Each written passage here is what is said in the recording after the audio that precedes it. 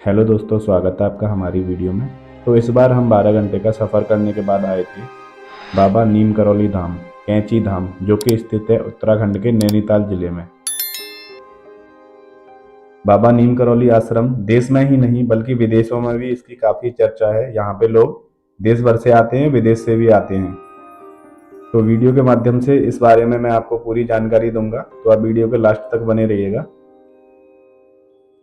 अभी हम सुबह सुबह मंदिर नहीं खुला था तो नहाने के लिए जा रहे थे उससे पहले, उसके बाद दर्शन करेंगे। मंदिर भी खुल जाएगा तब तक। 7 बजे का टाइमिंग है सुबह मंदिर खुलने का। यहाँ पे काफ़ी ठंड थी, इसीलिए हम गीजर के पानी से नहाने के लिए जा रहे थे। ये भैया हमें प्रोवाइड कराएंगे, क्योंकि ठंड इतनी थी, जैसे 10 से 5 के बीच में यहाँ पे टेम्परेचर रहता है। बाबा का मंदिर बहुत सुंदर जगह पे है, पहाड़ों के बीच में है, तो यहाँ पे इसीलिए ठंड रहती है। क्या आपको पता ही होगा, पहाड़ों में तो ठंड हमेशा रहती है। और यहाँ पे अब तो नॉर्मल ठंड है, लेकिन जब ठंड का मौसम रहता है तो यहाँ पे बर्फ भी पड़ जाती है कभी कभी। आप देख सकते हैं ये खेती है। यहाँ पे पहाड़ों में ऐसी खेती होती है, थोड़ी थोड़ी सी जगह मिल जाती है तो उसमें खेती कर लेते हैं। ये प्याज है और ये कुछ पहाड़ों की चीज है, पता नहीं है क्या चीज है।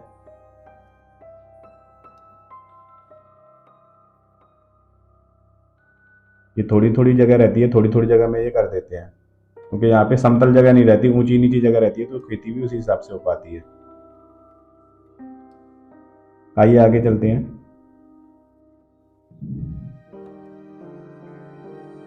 अब मैं आपको दिखाऊंगा नींबू। यहाँ पे पहाड़ों में किस प्रकार के नींबू होते हैं, कुछ अलग से नींबू होते हैं। ये देखिए, ये देखने में तो ऐसे लग रहे होंगे जैसे संतरे हैं, लेकिन ये नींबू हैं। आइए मैं पास से आपको दिखा देता हूँ। ये देखिए, ये बड़े बड़े नींबू होते हैं, काफी बड़े होते हैं, संतरे से भी बड़े होते हैं लगभग। आप देख सकते हैं कितने बड़े हैं। ये पहाड़ों में ही मिलते हैं, केवल ठंडे इलाके में, अपने यहाँ पे नॉर्मल में नहीं मिलेंगे। यहाँ पे आपको काफी सारे अच्छे दृश्य मिलेंगे देखने के लिए। चारों ओर पहाड़ों से घिरी वादियों के मनमोहक दृश्य को देखकर सभी लोग रोमांच से भर जाते हैं। इस रोमांच की ऊर्जा का कारण उत्तराखंड के नैनीताल में स्थित कैंची धाम मंदिर है। इस मंदिर का अपना खास महत्व है और यहाँ के नीम करौली बाबा को मानने वाले लोगों की संख्या अनगिनत है। बाबा जी की चर्चा देश में ही नहीं बल्कि विदेशों में भी काफी लोकप्रिय है। वह अपने एक साधारण जीवन पर उनके द्वारा किए गए चमत्कारों को आज भी याद किया जाता है। 15 जून को कैंची धाम का 60वां स्थापना दिवस मनाया जाता है। इस दिन बेहद उत्साह के साथ भंडारे का आयोजन किया जाता है। आइए जानते हैं नीम करौली बाबा के बारे में विस्तार से। कौन है नीम करौली बाबा? 20वीं सदी के महान संतों में शामिल नीम करौली बाबा अपनी दिव्य शक्तियों के कारण काफी लोकप्रिय है। वह बजरंगबली के भक्त थे। मान्यताओं के अनुसार नीम करौली बाबा का कलयुग में उनको साक्षात भगवान हनुमान के रूप में देखते हैं। वहीं लोग उन्हें भगवान हनुमान का अवतार मानते हैं। नीम करौली बाबा का बचपन का नाम लक्ष्मण नारायण शर्मा था। संत बनने के बाद उन्हें लक्ष्मण दास, नीम करौली बाबा, तिकोनिया वाले बाबा और तलैया बाबा जैसे नामों से जाना जाता था। हालांकि उनकी जन्म के दिन का किसी को पता नहीं है, पर 11 सितंबर 1973 को वृंदावन में उन्होंने अपना देह त्याग दिया था। आइए अब जानते हैं उनके बचपन के बारे में। महाराज जी के नाम से प्रख्यात नीम करौली बाबा का जन्म उत्तर प्रदेश के फिरोजाबाद जिले के अकबरपुर गांव में एक धनी ब्राह्मण जमींदार परिवार में हुआ था। उनका जन्म भागी शीर्ष माह के शुक्ल पक्ष अष्टमी को हुआ था और उनके पिता दुर्ग प्रसाद शर्मा ने उनका नाम लक्ष्मी नारायण शर्मा रखा था। बचपन से ही महाराज जी सांसारिक मोह माया से विरक्त थे। 11 वर्ष की आयु में उनका विवाह एक संपन्न ब्राह्मण परिवार की लड़की से हुआ था। विवाह के तुरंत बाद महाराज जी घर छोड़कर गुजरात चले गए थे। वे गुजरात और पूरे देश में विभिन्न स्थानों पर समय समय पर घूमते रहते थे। लगभग 10-15 वर्षों के बाद उनके पिता को किसी ने बताया कि उन्होंने उत्तर प्रदेश के फर्रुखाबाद जिले के नीम करौली गांव में एक साधु को देखा है जो उनके बेटे जैसा दिखता था। उनके पिता तुरंत अपने बेटे से मिलने और उसे लेने के लिए नीम करौली गांव पहुंचे। वहां उन्होंने महाराज जी से मुलाकात की और उन्हें घर वापस जाने का आदेश दिया। महाराज जी ने अपने पिता की आज्ञा का पालन किया और वापस लौट आए। यह महाराज जी के दो अलग अलग तरह के जीवन की शुरुआत थी, एक गृहस्थी का और दूसरा संत का। उन्होंने गृहस्थी के अपने दायित्व को पूरा करने के लिए समय दिया और साथ ही अपने बड़े परिवार यानी दुनिया की देखभाल भी करते रहे। हालांकि गृहस्थ या संत के कर्तव्यों का निर्वहन करते समय उनके जीवन और जीने की शैली में कोई अंतर नहीं था। आइए महाराज जी के बारे में थोड़ा और विस्तार से जानते हैं। गुजरात के बाद बवनिया से महाराज जी देश भर की यात्रा पर निकल पड़े। यात्रा करते करते वे फर्रुखाबाद जिले के नीम करौली गांव में पहुंचे। वहां कुछ देर विश्राम करने के लिए रुके। महाराज जी की वाणी दिव्य थी और यद्यपि उनके गांव वालों के साथ कोई संपर्क नहीं था, फिर भी उन्होंने जो कुछ भी कहा वह सच हुआ।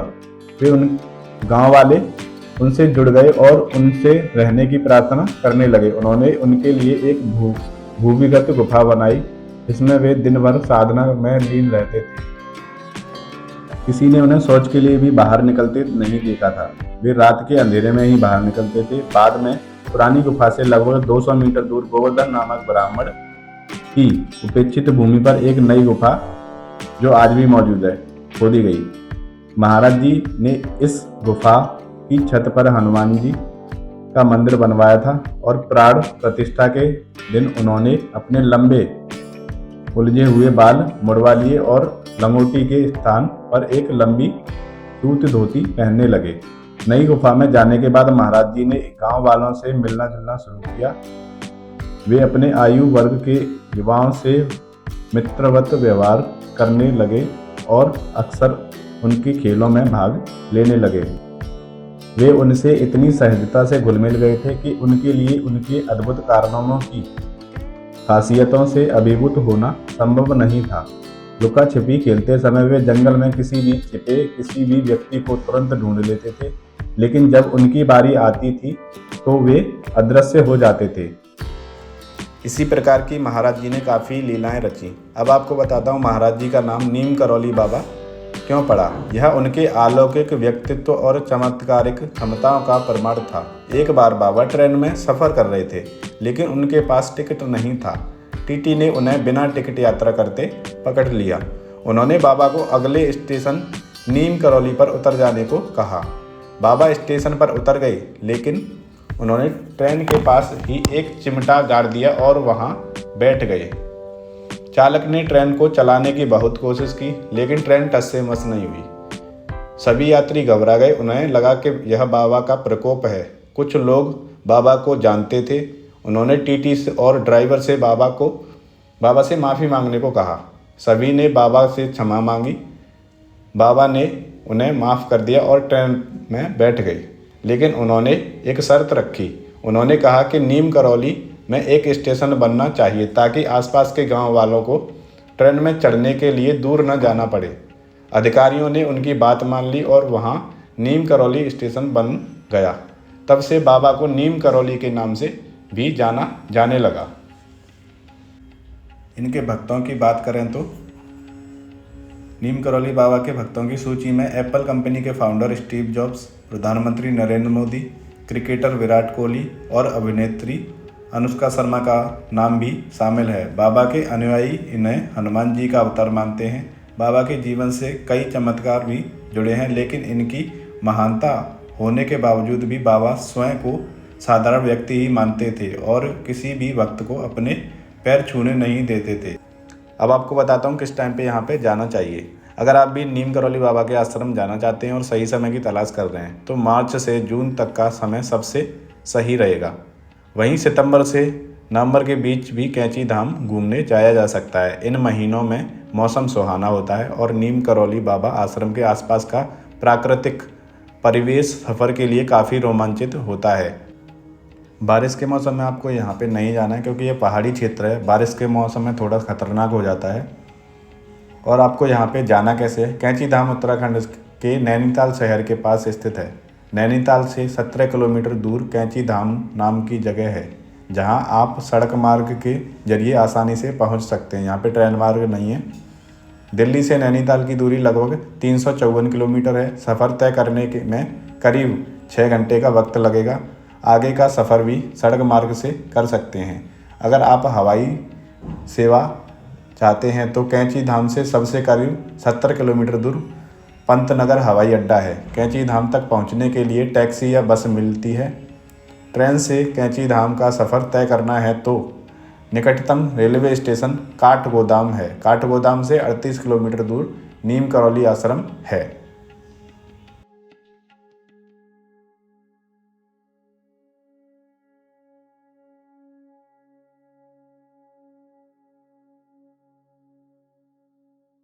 यहाँ पे रुकने का रूम का खर्चा आपको थोड़ा सा बता देता हूँ। कैंची धाम मंदिर के ठीक सामने निर्मला होम स्टे स्थित है। यहाँ आपको साफ सुथरे कमरों के साथ शुद्ध शाकाहारी भोजन भी मिल जाएगा। यहाँ आपको मात्र 1000 से लेकर 5000 रुपये तक सुविधा अनुसार कमरे मिल जाएंगे। अगर आप यहाँ पे रुकना नहीं चाहते, ओनली दर्शन करना चाहते हैं बाबा के, तो सबसे अच्छी सुविधा आपको बता दूं, आप 100 से 200 रुपये देंगे यहाँ के लोकल लोगों को, तो वो आपको नहला के ले आएंगे, वो भी गर्म पानी से। वही हमने किया था, हम 3 लोग थे तो 100 रुपये दिए थे हम तीनों ने। तो हम नहाने के बाद अब आ चुके हैं हम नहा के, अब जा रहे हैं हम बाबा जी के दर्शन करने। आपको बता दूं मंदिर में कैमरा अलाउड नहीं है, तो आपको बाहर से ही मैं दिखा पाऊँगा थोड़ा पास का नज़ारा, अंदर कैमरा नहीं ले जा सकते। आइए आगे चलते हैं, आपको बाबा जी के मंदिर के दर्शन कराता हूँ। ये जो सफ़ेद वाला देख रहे हैं पेड़ से ढका हुआ है, वो बाबा जी का मंदिर है, और जो लाल वाला है ये माता वैष्णो देवी का मंदिर है। आइए थोड़ा सा आगे चलते हैं।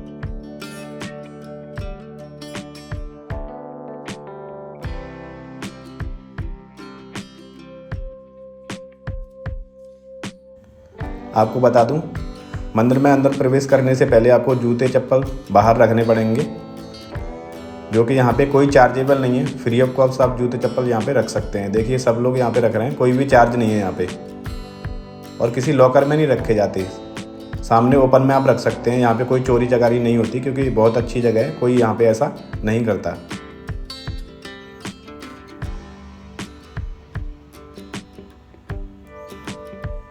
ये देखिए आप यहाँ पे इस दुकान में आप फ्री में रख सकते हैं।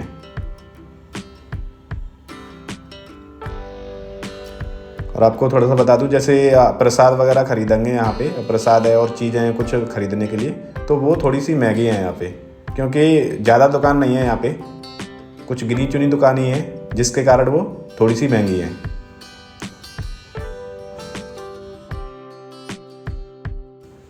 आइए थोड़ा सा और आगे से आपको दिखाता हूँ। अभी हम गेट के अंदर प्रवेश कर चुके हैं। ये श्रद्धालु हैं काफ़ी, देखिए जा रहे हैं दर्शन के लिए। ये छोटी सी नदी है जो कि बाबा के मंदिर के जस्ट साइड से ही बहती है।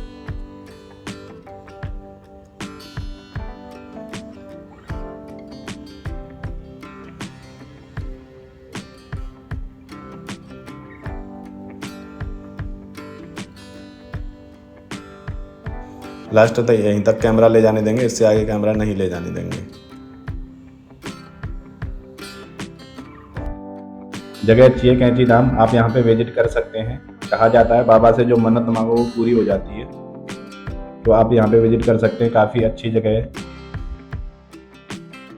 और सबसे बढ़िया यहाँ पे ठंडा मौसम रहता है, गर्मी का तो यहाँ पे कोई मतलब ही नहीं है, गर्मी पड़ेगी, हमेशा ठंडा मौसम रहता है।